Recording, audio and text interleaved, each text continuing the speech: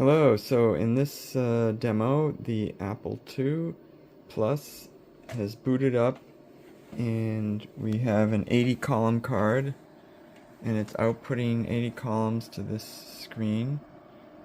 And what we've got here is a way to log in to BBSes. So through a serial port, serial card, and Raspberry Pi, we now can call BBS. So if we type 4 here,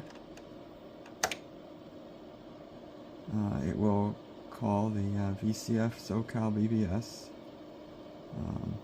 Go ASCII or ATSCII. Hit return. Yes. And so here we have some ASCII art.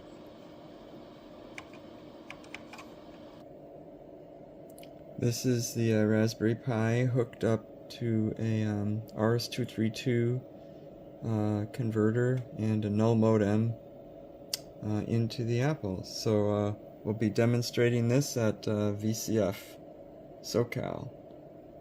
Thank you.